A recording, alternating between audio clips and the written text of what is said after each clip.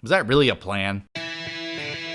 Welcome to Ranger Reviews, the website where we look at episodes of the TV show Power Rangers and then discuss them. Today we're exploring the 15th episode of the show Power Rangers Lightspeed Rescue, as well as the 353rd episode overall, titled Strength of the Sun. We begin this episode in the Demon Castle, and Benshira is yelling at Diabolico, and again we get it. Impus is gonna get Diabolico's star power if he fails again. She leaves and immediately turns around and he's like, "Screw you, baby, I'll kill you."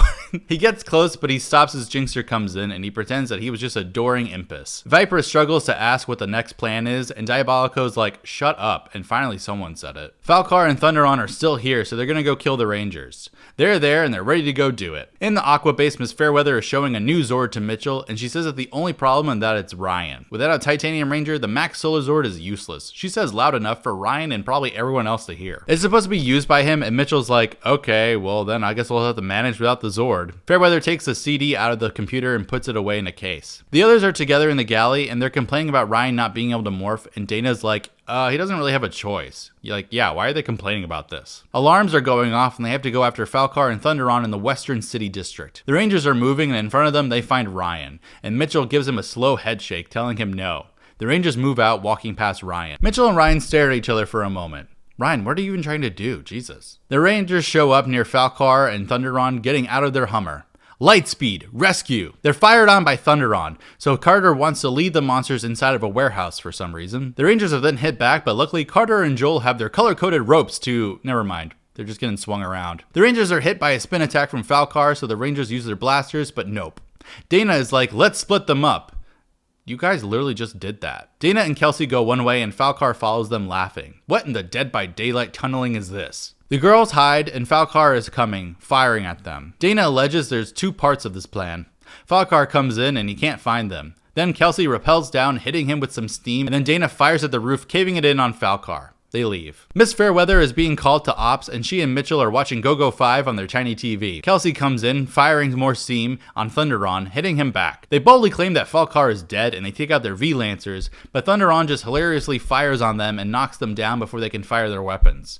Also, yeah, Falcar's totally fine. He stands up. Apparently, the Rangers are playing dead, and Dana and Carter communicate with their visors open. Why? No idea. Falcar shows up, and he can tell that this is a trap.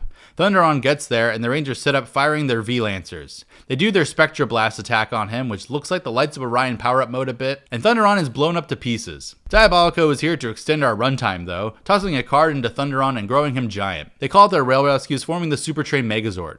The two fight, but somehow Thunderon is winning. Falcar realizes that if he lets Thunderon do all the work, he'll get all the credit, which Diabolico hears. Falcar then lies, saying that he wishes he could help Thunderon, but that's a mistake. Diabolico then forces him to grow giant against his will via a card, and now he's very much more demon-like, ironically. Miss Fairweather is like, they're too powerful for just the Super Train. Falcar does his spin attack, and they revert all reverse power to the Super Train.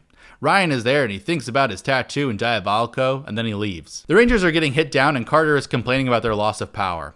Also, Ryan is totally putting the CD back into the computer, and as his elevator moves up in slow motion, he morphs. A new bay has risen from the sea connecting. The Max Solar Zord has been activated, and Miss Fairweather is very confused and pissed. We see the Space Shuttle base Zord, and Ryan is morphed inside, piloting. He calls into Miss Fairweather asking for help. He actually didn't really have to morph for this, did he? I guess if it's connected to his powers, probably. Ryan is heading out and he tells Mitchell that the Rangers need his help, so he may as well go. He opens the wings, taking off from the track. Falcar is about to kill the Rangers with Thunderon, but here comes Ryan and the Solar Zord firing on them. Carter is very confused as to who that is, which feels dumb. Miss Fairweather then tells him to change course, and he heads towards the sun to energize his solar panels. Feels like something you could have prepped beforehand, but as Ryan's tattoo glows, he just goes into frickin' space, just getting supercharged. Also, feels like there's a quicker way to do this. The Zord comes back down to Earth, forming into a humanoid robot that's just a little guy. This is the Max Solar Zord, guys, and the Rangers are concerned about Ryan being morphed. Too late, just fight. Ryan takes off, going to the shuttle, into the Zord, all over the place, beating the crap out of Falcar. His tattoo starts to burn or whatever, but he's still fighting through it. He hits Falcar back, and the Super Train Megazord just yeets him toward the monster, and he fires on Falcar again, blowing him up. Was this little dude necessary? Thunderon is still there, running toward the Max Solar Zord, and Ryan is really struggling to stay in this, and he uses a blaster, killing Thunderon with it. The other Rangers legit did nothing. They tell Ryan he did such a great job, but Ryan's knocked out inside of his Zord. Sleepy Ryan. In the Aqua base, Ryan is recovering, and he tells Miss Fairweather that the Max Solar Zord is totally awesome. She tells him to shut up and get some rest. He asks Dana if their dad is going to be mad at him, and as soon as Mitchell shows up, Dana's like, LOL, bye, and she leaves. She is not here for this sort of drama. Mitchell shows up and he tells Ryan he's so proud of him for doing that. He tells Ryan to try to get some rest, and Miss Fairweather tells Ryan to roll over to check his breathing, and the cobra is way higher on his back now.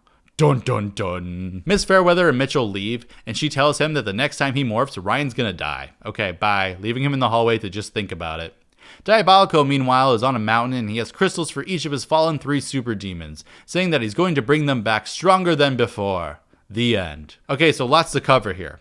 Next Zord here is a totally awesome little guy, which I adore. Ryan's story is progressing with his shitty tattoo, and of course, he needs to save his friends, so he's gonna do what he has to. Makes sense. However, oh my god, I'm kinda over Demonite, Falcar, and Thunderon. Like, please, Diabolico, don't bring them back. We don't need them. We've had, what, 3 episodes already with them? We don't need a 4th. Let it go, sis. Next time, Ryan takes on Snizzard. But until then, may the power protect you.